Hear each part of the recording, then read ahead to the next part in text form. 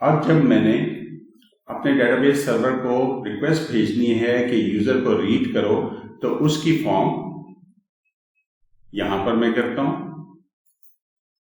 कि उसकी जो रिक्वेस्ट बनेगी वो होगी गेट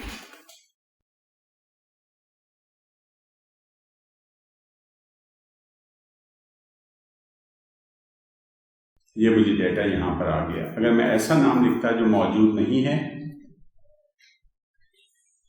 उस सूरत में मुझे एम्प्टी रिकॉर्ड मौसूल होता कि कोई चीज मौजूद नहीं है। तो यही URL अब मैं इस फंक्शन में यूज करूंगा और इसे किसी वेरिएबल में सेव कर लूंगा। अब इसमें इस ईमेल के वैल्यू को मैं पैरामीटर से रिप्लेस करूंगा और इनको बैक टिक में क्लोज करूंगा। ये URL मेरी तैयार होगी। अब जब मुझे किसी सर्वर को रिक्वेस्ट भेजनी होती है, उसके लिए मैं एक अलग लाइब्रेरी यूज करता हूं जिसे Axios कहते हैं। ये लाइब्रेरी मैं इंस्टॉल करूंगा और यहां इंक्लूड करूंगा।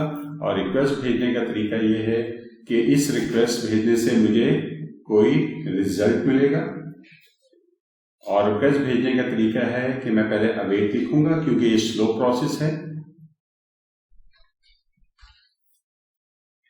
और लिखूंगा गेट और URL को पैरामीटर के तौर पर यहां पास कर दूंगा। यहां अवेट लिखा है तो इस फंक्शन को मुझे सिंक्रोनाइज डिक्लेयर करना पड़ेगा। अब जो भी रिजल्ट आएगा वो मैं यहां पर डिस्प्ले कराऊंगा। रिजल्ट डॉट डेटा के अंदर मेरा डेटा आएगा जो भी डेटाबेस से आना होगा। मैं इसे सेव करता हूं और अब मैं URL के जरिए यहां पर रिक्वेस्ट भेज के देखता हूं। यहां पर रजिस्टर करने के लिए ये मैं भेज रहा हूं और इसके अंदर मैं पहले जो मैंने ऑलरेडी रजिस्टर करवाया हुआ यूजर उसका डाटा भेज के देखता हूं।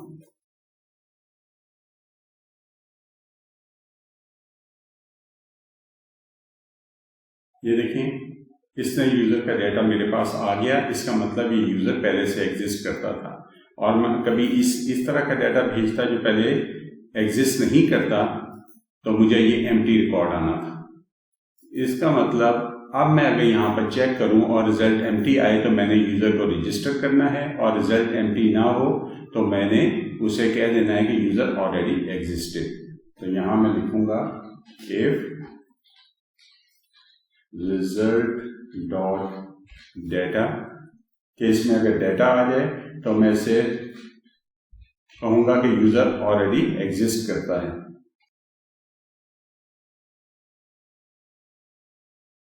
और अगर ना आए तो फिर मुझे एक URL दोबारा बनानी पड़ेगी क्रिएट करने के लिए। तो यहां पर मैं लिखूंगा अगर ये ना हो तो URL बनेगी, और वो मैं यहीं से यूजर क्रिएट करने की URL लेता हूं और यहां पर इसे पेस्ट करता हूं। तमाम वैल्यूज को पैरामीटर से रिप्लेस करूंगा।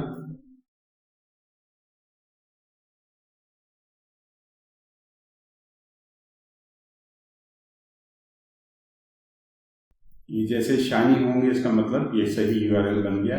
अब इस URL को मैं सेंड करूंगा और उसका रिजल्ट देखूंगा, और जो भी रिजल्ट आएगा वो इसके अंदर मैं शो करवा दूंगा। अब मैं सेव करता हूं और दोबारा इसे चलाता हूं। पहले जो यूजर ऑलरेडी एग्जिस्ट करता है उसकी सेंड करता हूं रिक्वेस्ट, यूजर ऑलरेडी एग्जिस्टेड, और जो अभी नहीं था उसकी भेजता हूं रिक्वेस्ट ID2। इसका मतलब ये क्रिएट हो गया। अब रिकॉर्ड्स में देखता हूं सारे, तो ये नया यूजर मेरे पास क्रिएट हो गया। ये मैंने सेव कर लिया। अब हम आते हैं कि लॉगिन कैसे करवाना है। लॉगिन के लिए ये प्रोसेस इस तरह से होगा कि पहले हम चेक करेंगे कि यूजर एग्जिस्ट करता है कि नहीं। उसके लिए यही दो इंस्ट्रक्शन हम चलाएंगे कि डाटा रीड करेंगे उस यूजर का, और ये अवेट की वजह से यहां एसिंक लगाएंगे।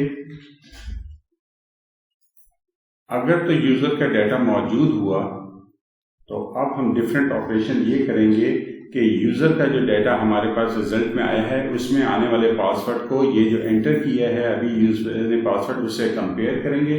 अगर दोनों मैच कर जाएंगे तो हम कहेंगे यूज़र लॉगिन, अगर नहीं मैच करेंगे तो हम कहेंगे इनवैलिड पासवर्ड। और अगर ये यूज़र एग्जिस्ट नहीं करता हुआ ये रिजल्ट और डाटा नल आ गया तो यहाँ पर हम सेंड कर देंगे यूज़र डज नॉट एग्जिस्ट। अब हम इधर आते हैं और पहले हम पासवर्ड कंपेयर करते हैं।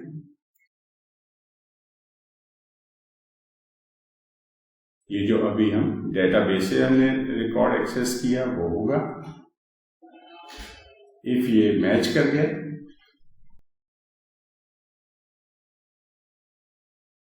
यूजर लॉगिन का हम मैसेज दे देंगे। अगर ये मैच नहीं किए तो हम कह देंगे पासवर्ड डज नॉट मैच। अब हम इसे चला के देखते हैं।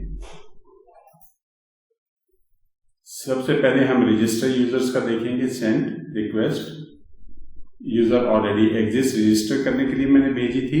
इससे मैं बनाता हूं लॉगिन करने की।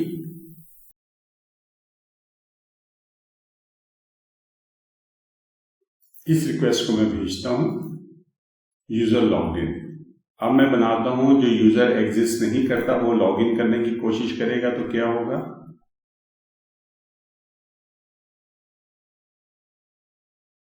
ये रिक्वेस्ट जाएगी यूजर इज नॉट रजिस्टर्ड। ये हमारा login server, simple login server complete हो गया जिसमें हम यूजर को रजिस्टर कर सकते हैं अपनी डेटाबेस में और उसे लॉगिन कर सकते हैं अगर उसका पासवर्ड वैलिड हो।